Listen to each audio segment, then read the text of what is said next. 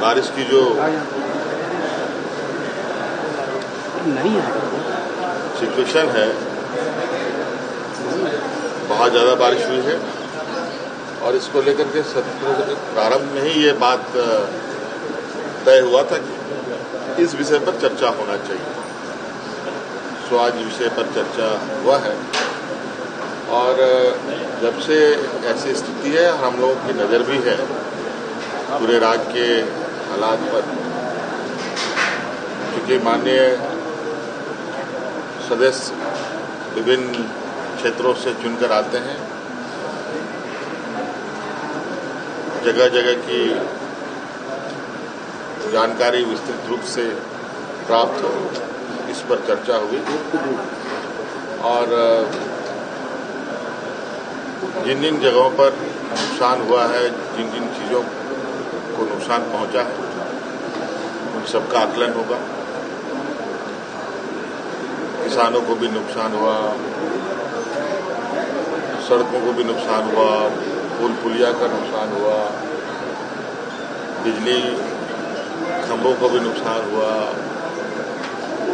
बहुत सारे लोगों की जानें भी गई।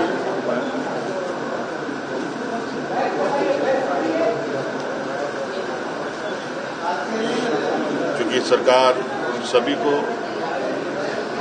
ध्यान में रखकर उन तक राहत हम लोग पहुंचा पाएंगे, ये सरकार की मंशा रही। इस पर विभाग भी बड़ी तेजी से अपना काम भी कर रहा है और अभी भी आप देख रहे हैं कि बारिश रुक नहीं रही और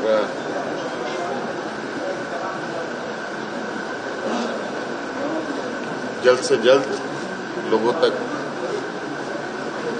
मदद पहुंचे, ये हमारा प्रयास। केंद्रीय कोयला मंत्री आए थे तो स्वाभाविक रूप से कोयले से संबंधित बात करने आया, तो उनका विषय था, उस विषय पर हम लोगों ने चर्चाएं बातें हुई।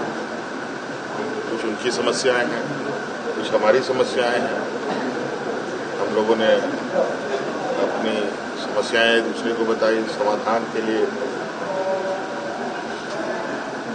रास्ता कैसे हो आगे, उस पर चर्चा हुई।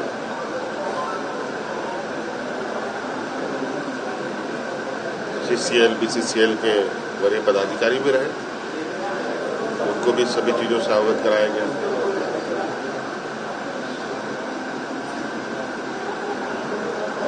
क्योंकि बहुत लंबे समय से यहाँ पर कोयला खनन के कार्य हो रहे हैं। पहले तो हम लोग धनबाद को ही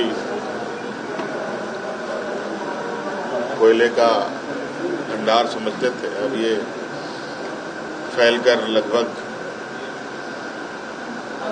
बड़े पैमाने में विभिन्न जिलों में जा चुका है। अब कोयला बोकारो से भी निकलता है, रामगढ़ से भी निकलता है, हजारीबाग से भी निकलता है, चतरा से भी निकलता है, लोहरदगा से भी, लातेहार से भी, पलामू से भी।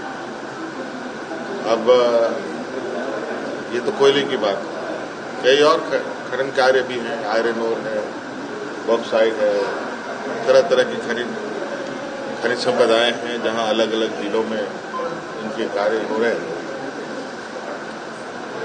अब इस पर एक बृहद चिंतन करने की आवश्यकता है, क्योंकि ये बात भी सही है कि इन खनन कार्यों से बड़े पैमाने पर लोग विस्थापित भी हो रहे हैं और कैसे उनके समस्याओं का समाधान हो, इस पर आगे और गंभीर चर्चाएं